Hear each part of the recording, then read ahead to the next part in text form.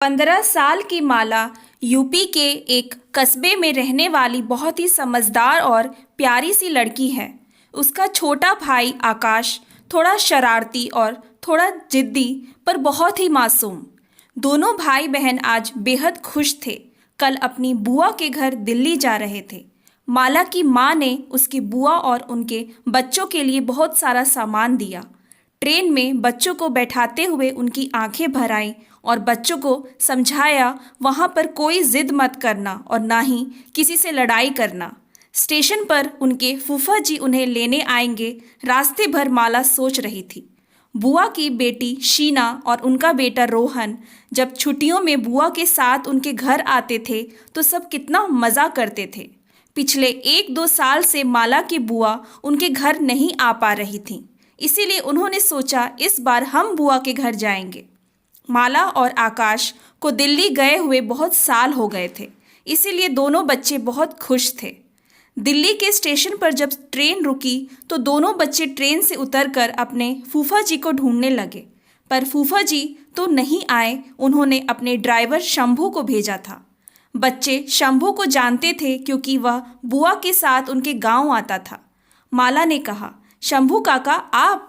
शंभू ने बताया कि उनके फूफा जी को कोई काम पड़ गया, इसीलिए वो नहीं आ पाए। कुछ देर बाद बच्चे अपनी बुआ के घर पहुंच गए। उनकी बुआ ने उन्हें बहुत प्यार किया। बुआ ने बताया फूफा जी ऑफिस गए हैं, उनसे शाम को मिल लेना। शीना और रोहन अपने मोबाइल में ही लगे रहे। दूर से ही हेलो कह दिया। कुछ देर बाद माला की बुआ सबके लिए नाश्ता लेकर आ गई। शीना और रोहन के लिए जूस और सैंडविच लाई थी, जबकि माला और आकाश के लिए आलू की सब्जी, बेडमी और जलेबी लाई थी। तभी शीना रोहन से हंसते हुए बोली, इतना ऑयली ब्रेकफास्ट खाएंगे ये लोग? नाश्ते के बाद माला ने उन सबको उनके गिफ्ट दिए। बुआ को तो अपनी साड़ी बहुत पसंद आई, पर शीना बोली, कुर्ती और लेगिंग? मामी को पता नहीं है क्या? मैं नहीं पहनती ये सब। और रोहन ने कहा, ये कितना बच्चों वाला गेम है। माला की बुआ ने उन्हें डांटते हुए कहा, चुप रहो। थोड़ी देर बाद बुआ ने कहा, सब बच्चे तैयार हो जाओ, मॉल चलते हैं। कुछ समय बाद जब वह सब मॉल पहुंचे तो माला और आकाश को वो सब सपने जैसा लग रहा था। फर्स्ट फ्लोर पर जाने के लिए जब वह सब एक्सकलेटर के पास पहुंचे तो आकाश ने कहा, चलने वाली सीढ़ी। तभी माला ने हिचकिचाते हुए कहा, बुआ सीढ़ियों से चलते हैं।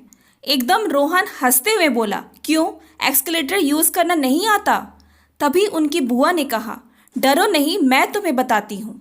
माला और आकाश डरते हुए फर्स्ट फ्लोर पर पहुँच गए। बुआ ने सबसे पूछा, क्या खाओगे? शीना और रोहन बोले, चाउमीन। माला और आकाश ने भी चाउमीन अपने गांव में खा रखी थी।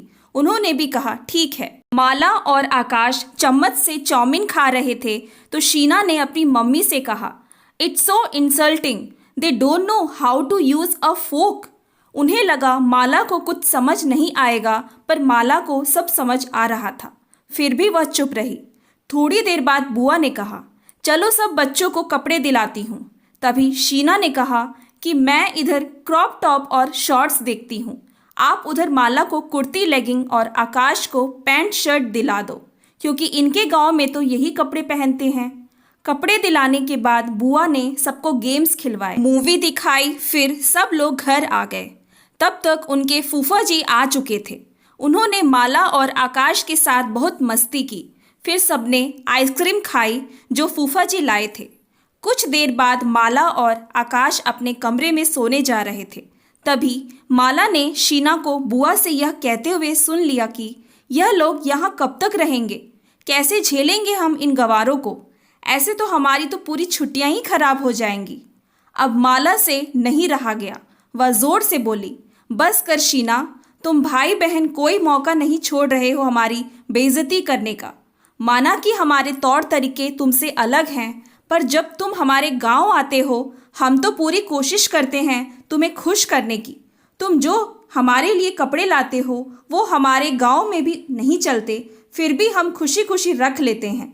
मेरी मम्मी अलग अलग किताबों में से पढ़कर तुम्हारी पसंद का खाना बनाती है, तुम्हें भी मेरी तरह खाना बनाना, सिलाई कढ़ाई नहीं आती। मैंने तो कभी तुम्हारा मजाक नहीं बनाया। फिर उसने अपनी बुआ से कहा, आप हमारी कल की टिकट करा दो, मम्मी की याद आ रही है।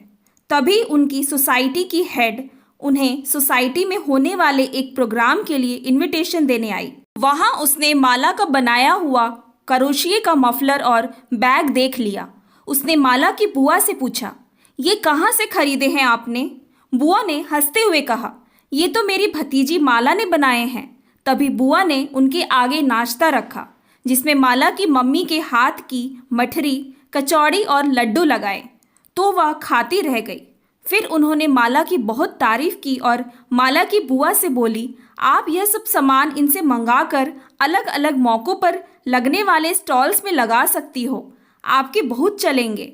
जब तक शीना और रोहन को अपनी गलती का एहसास हो चुका था, उन्होंने माला और आकाश से माफ़ी मांगी। बाकी के दिन वो दोनों बच्चे वहाँ बहुत खुश रहे और सब बच्चों ने साथ में बहुत मज़े किए। Thanks for watching. Please like and subscribe my channel.